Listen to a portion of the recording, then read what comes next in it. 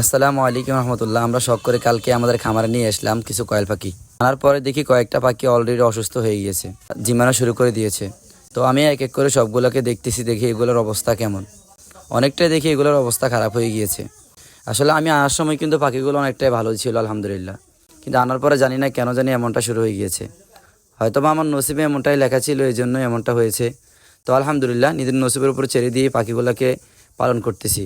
তো প্রথম দিনে যেহেতু দেখলাম 3-4টা পাখি অলরেডি অসুস্থ হয়ে গিয়েছে, কালকে যেহেতু দেখছিলাম একটি পাখি মারা যাওয়া ধরছে, পরে আমি জবাই করে দিয়েছি। পরে আজকে আবার পাখিগুলোকে চেকিং করতে গিয়ে দেখি 3-4টা পাখি অলরেডি এমন হয়ে গিয়েছে।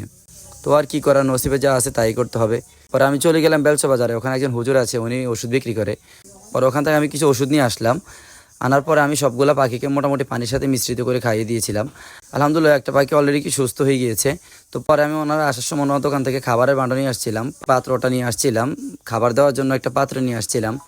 তো পাত্রগুলো উনি মোটামুটি আমার কাছ থেকে 130 টাকা রাখছিল, 2টা পাত্র। ওষুধগুলো রাখছিল 90 টাকা।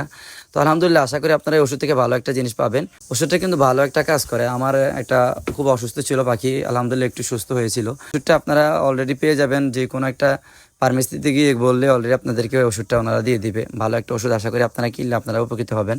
তো আমি এইভাবে আস্তে আস্তে ওদেরকে ট্রিটমেন্ট করছি। আপনারা দোয়া করবেন আমাদের শখের পাখিগুলো যেন ওদের তাড়াতাড়ি সুস্থ হয়ে যায়। আল্লাহ তাআলা যেন আমাদের হালাল ব্যবসাকে আল্লাহ তাআলা যেন কবুল করে। আজকে এতটুকুই, আখিরে দাওয়ানা আলহামদুলিল্লাহ রাব্বিল আলামিন। আসসালামু আলাইকুম ওয়া রাহমাতুল্লাহ। আজকে এতটুকুই, আখিরে দাওয়ানা আলহামদুলিল্লাহ রাব্বিল আলামিন। আসসালামু আলাইকুম ওয়া রাহমাতুল্লাহ।